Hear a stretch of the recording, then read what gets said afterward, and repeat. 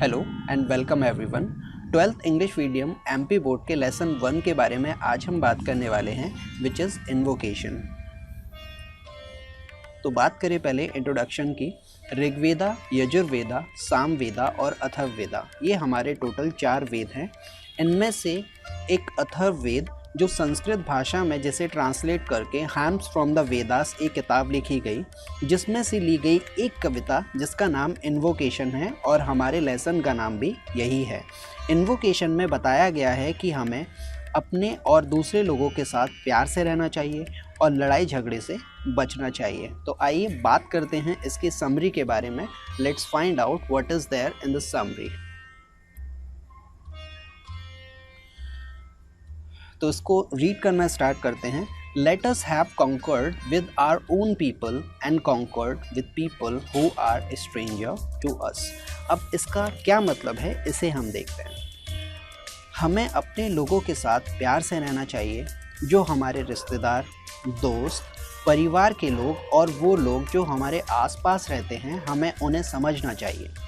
और ना केवल वो लोग जो हमारे अपने हैं, बल्कि वो लोग जो दूसरे देश और अलग अलग जगह से नाता रखते हैं। जैसे हम अपने लोगों के साथ प्यार से रहते हैं और उन्हें समझते हैं, वैसे ही जो लोग दूसरे देशों या जगह से नाता रखते हैं, हमें भी उनके साथ प्यार से रहना चाहिए और उन्हें समझना चाहिए, क्योंकि हम सभी इमोशनल क्रिएचर्स हैं और हम इमोशनली एक दूसरे के साथ कनेक्टेड हैं और आगे भी हो सकते हैं। अगर हम म्यूचुअल लव और अंडरस्टैंडिंग इस्टेब्लिश कर पाए तो हमें हमारी ह्यूमन रिलेटेड काफ़ी सारी प्रॉब्लम का सल्यूशन मिल सकता है। आगे बढ़ते हैं।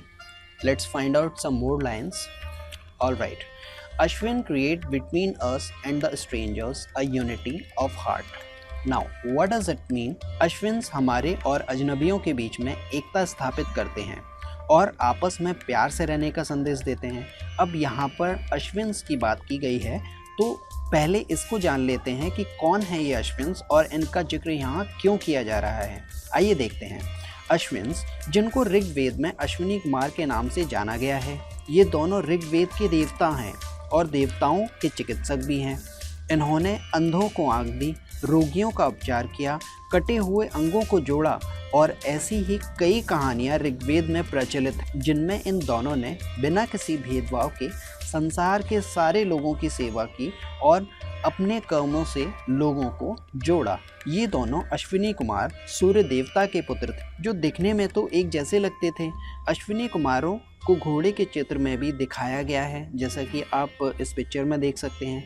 इसके पीछे एक कहानी है। इन दोनों कुमारों की माता ने अश्व यानी घोड़े का रूप रखा। जब इन दोनों कुमारों का जन्म हुआ तो इनको इसी तरीके से चित्रित किया गया। Now the next is may we unite in our mind, unite in our purposes and not fight against the divine spirit within us. इसका मतलब ये है कि हम सभी को मन से एक होना चाहिए, हमारा एक उद्देश्य होना चाहिए और जो जीवात्मा हमारे अंदर है उससे अलग या उसकी प्रकृति के विरुद्ध हमें कोई काम नहीं करना चाहिए। हमारा जो भी झगड़ा है वो मन और शरीर के लेवल पर है, हमारी अंतरात्मा पर इसका कोई असर नहीं होता। वो हमेशा शुद्ध और लोगों का भला करने वाली होती है। इसीलिए हमें अंतरात्मा की आवाज़ सुननी चाहिए, जिससे हम बाहरी झगड़े से बच सकें। Let not the battle cry rage amidst many slain, the arrow of the war god fall with the break of the day. हमने अब तक बहुत लड़ाइयाँ, खून खराबा देखा है, जिससे एट लास्ट हमने अपना काफ़ी नुकसान किया है। लेकिन अब हमें इन सब से ऊपर उठना होगा और लड़ाई झगड़े को अलग रखकर हमारे जो भी इश्यूज़ हैं, जो भी हमारे मुद्दे हैं, उनको एक साथ बैठकर बातचीत से हल करना होगा, ताकि जिससे जो हमारा नुकसान पहले हो चुका है वो अब और आगे ना हो।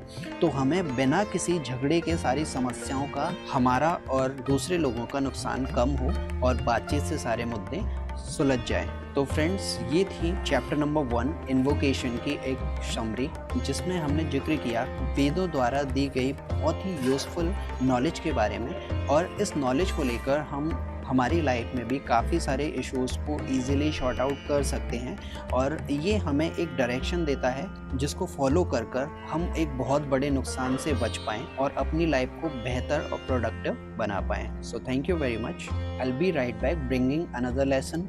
Till then, bye bye to all of you.